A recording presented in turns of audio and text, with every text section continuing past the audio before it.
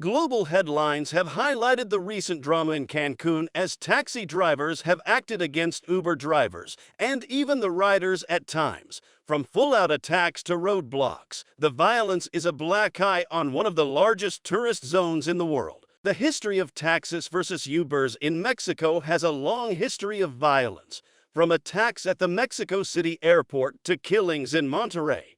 In some states and cities, Ubers operate safely and securely.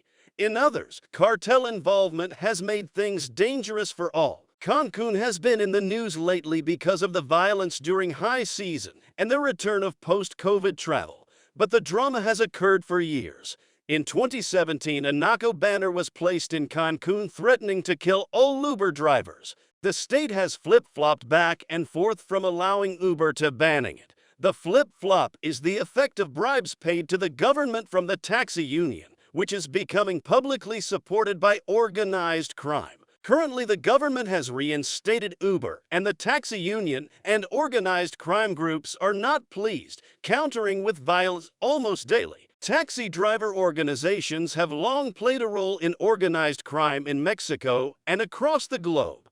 Taxi drivers, while usually hard-working drivers, are often swindled into systems of providing live information on every block of a city in reward for security from organized crime. Foreigners typically will not have the same experience in a taxi in Mexico as a local Spanish speaker. Locals often are bombarded with random chatty experiences that become uncomfortable at times when it suddenly feels like an interrogation. The mix of these conversations and the fact that there are taxis on almost every street in Mexico makes them a very valuable asset for organized crime. Taxis in Mexico are not known for kidnappings the way they are in Colombia and other countries. It is the information they provide that makes them useful to organized crime in Mexico. In Cancun, the taxi system is important because the airport serves a vast area and often rides generate a large amount of income for taxi companies and those who invest in them. This, combined with many criminal organizations operating in the area, has made it the boiling point for the feud in Mexico to keep taxis active. While taxi drivers are not often known as cartel members or associates, the pressure being put on them to act has been strong, likely forcing taxi drivers to engage in violence they never dreamed of. Most people prefer Ubers for cost, safety, and ease of use. If the taxi system fails in Mexico, organized crime will lose an important asset. Cartel violence occurs rarely in the tourist zone of Cancun, but when it does, it makes global headlines. Cartel henchmen are outnumbered by police and military presence, leaving pressure on the actual taxi drivers to act out to hold up negotiated deals. Most taxi drivers in cities have a massive WhatsApp group where they document and share information throughout the day on what is going on in the city. This information is often shared with criminal elements. Recently, a local plaza boss was assassinated in Veracruz, near the international airport.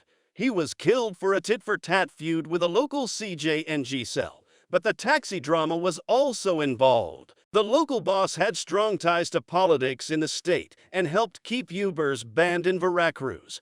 In the end, he was killed running into a taxi while watching his family take 500+ bullets into his vehicle. The taxi driver was also injured in the shooting, who is said to have been obligated into the situation due to allegiance. In Cancun, multiple gangs and cartel splinter groups are fighting for control of coastal access and local drug sales. Street sales of cocaine in Playa del Carmen and Cancun often match the price per gram being sold in the northern part of the United States, with most people coming to the area to party cash in hand. The market is as lucrative as a large city in the United States. Organized elements have attempted to operate in the shadows of this area for years, often recruiting bilingual young deportees to sell drugs in the tourist zones. This method allows dispensable and desperate workers to take the fall when arrests are made for the media. The group known as Los Pelones has claimed to run the complete plaza of the Riviera Maya for years.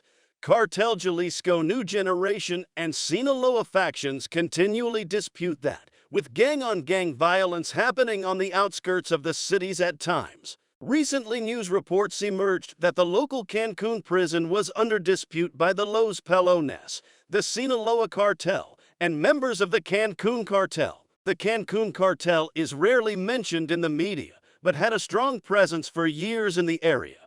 It is reported to be a group of defectors of the Los Pelones and many other criminal cells operating in the state. A few high-profile shootings have occurred in the tourist zones, rattling tourists momentarily, but tourism is still booming according to statistics. Locals used to claim that a criminal element helped keep petty crime down by enforcing street justice, but the recent events are rattling the market with the post-COVID boom and taxis losing out on money to Uber once again. Thank you for watching, and remember to like and subscribe.